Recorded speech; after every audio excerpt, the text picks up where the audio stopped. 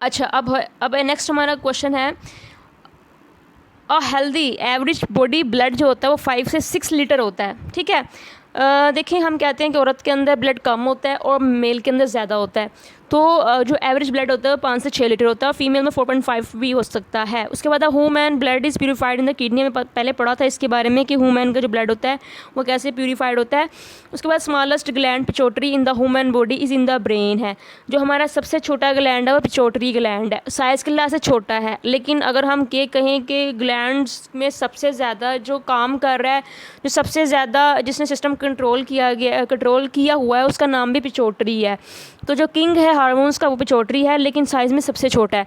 उसके बाद largest gland of the human body liver है, ठीक हो गया। Insulin was discovered by Banting and Best है, ठीक है, ये याद रखना है, बैटिंग एंड वेस्ट ने इजाद किया था इंसुलिन को। The image is form in the retina of the eyes. हमारे जो आंखों में रेटिना है वही इमेजेस परफॉर्म करता है, यानी आंखों जो हम देख पाते हैं हर चीज़ को, इसका जो इमेज है ये रेटिना बना रहा होता है हमारी आँख में। उसके बाद इंसुलिन वाज डिस्कवर्ड बाय उसके बाद useful method of teaching for games and sport is audio and visual add. जब हम ऑडियो एंड विजुअल एड को इस्तेमाल करते हैं, सबसे अच्छा मेथड है सिखाने का game and sports. The term double fold is related to, ज़रा बताइए डबल फोल्ड किस चीज़ से रिलेटेड है। ये बहुत इंपॉर्टेंट क्वेश्चन है, और ये ना सिर्फ पीपीएससी में, एफपीएससी में जो हमारा पेपर होता है फिज़िकल एजुकेशन का, ना सिर्फ यहाँ पूछा जाता है, बल्कि जो बाकी पेपर होते हैं आम लोगों के, वहाँ भी डबल फोल्ड के बारे में पूछ लिया जाता है। तो double fold I think tennis की है, लॉन टेनिस का है। जी बिल्कुल, लॉन टेनिस में डबल फोल्ड होता है। उसके बाद डायरेक्ट कम्युनिकेशन डिसीज़ जो है वो हुक वर्म है। आपके ख्याल से कौन से हो सकते, डायरेक्ट कम्युनिकेबल डिसीज़ या हुक वर्म कह रहा है, मेरे ख्याल से टीबी हो सकती है। उसके बाद in normal air the percentage of oxygen जो होती है 21% है। हम सबको पता है कि 21% जो है वो एक नॉर्मल एयर के अंदर होती है ऑक्सीजन, और जब हम सांस लेके 21% ऑक्सीजन अपनी बॉडी में लेके जाते हैं तो सिर्फ 16% यूज़ होती है, बाकी 4% वापस चले जाती है हमारे फेफड़ों से वापस। तो उसके बाद है 1 ग्राम ऑफ कार्बोहाइड्रेट के अंदर कितनी कैलोरीज होती हैं, 4.2 कैलोरी होती है। हम पढ़ते हैं अमूमन के 4 कैलोरीज होती है, लेकिन यहाँ 4.2 लिखा है तो ठीक है। उसके बाद है which country won football world cup in maximum time. Brazil ने जीता है maximum time. The first Dronacharya award is wrestling जो है वो बल भगवत को मिला है, बाल भगवत को। First Dronacharya award. उसके बाद है in health education the basic principle is start from. तो हमारे ऑप्शन में जो राइट ऑप्शन है वो है नॉन टू अननोन। जो हेल्थ एजुकेशन के अंदर जो बेसिक प्रिंसिपल है वो ये है कि नॉन टू अननोन। ये कैसे हो सकता है नॉन टू अननोन, मुझे ये भी जवाब गलत लग रहा है।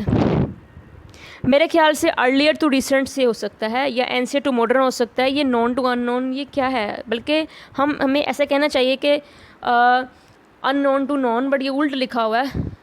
मुझे इसका क्वेश्चन अगर आपको पता है जो आप इसका तो शेयर कीजिएगा, वरना मैं इसके बारे में जो सही आंसर है वो ढूंढने की कोशिश करूँगी। इसके बाद है what is one objective of sit-up.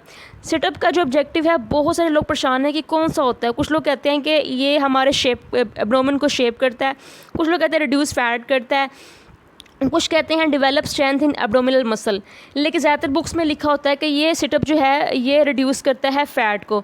तो जहाँ तक मुझे लगता है कि सिटअप का जो मेन ऑब्जेक्टिव है, देखें जब वो फ़ैट को रिड्यूस करेगा तो शेप तो खुद ब खुद बन जाएगी, तो ये बात ठीक है कि reduce fat. In ancient time which game were organized in form of Lord.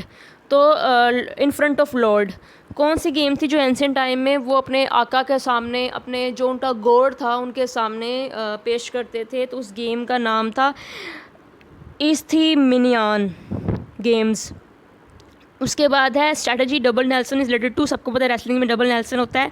और इसके बाद है which the following aspects of health है प्राइमरली डिटर्मिनीज वेदर और not a person is healthy. अच्छा, बायोलॉजिकल जो होते हैं फैक्टर वो बहुत ज़्यादा असरअंदाज होते हैं एक पर्सन के बारे में कि वो हेल्दी है कि नहीं है। उसके बाद cultural controlling point of cell is centre controlling point of cell, वो है न्यूक्लियस। हम सबको पता है कि न्यूक्लियस पूरे सेल को कंट्रोल कर रहा है और सारी इंफॉर्मेशन न्यूक्लियस के पास होती हैं।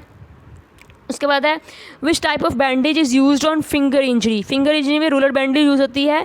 What is fitness capacity of inner power को हम फिटनेस कहते हैं। Maulana Azad trophy is awarded for overall games championship at inter university level में मौलाना आज़ाद ट्रॉफ़ी जो है वो अवार्ड की जाती है। उसके बाद है school health record to be used. School health record को क्यों यूज़ करना चाहिए, कहाँ पे उसको यूज़ होना चाहिए, तो यहाँ लिखा हुआ है to understand student more only for teachers help है। उसके बाद है to cure disease by carpenters. Then है insulin is produced in pancreas है। देन हमारे पास क्वेश्चन है insulin is produced in pancreas. The part of respiratory system responsible for speech is larynx है। हमारे रेस्पिरेटरी सिस्टम के कुल 8 पार्ट होते हैं और उसमें से लैरिंक्स होता है वो एक तो हमारे रेस्पिरेटरी सिस्टम का भी हिस्सा है और दूसरा वो हमारी आवाज़ को जो है वो बनाता है, उसको बनाता है और हम बोल पाते हैं। तो ये थी हमारी आज की video. I hope you like this video. Channel को सब्सक्राइब ज़रूर कीजिएगा। Bye bye.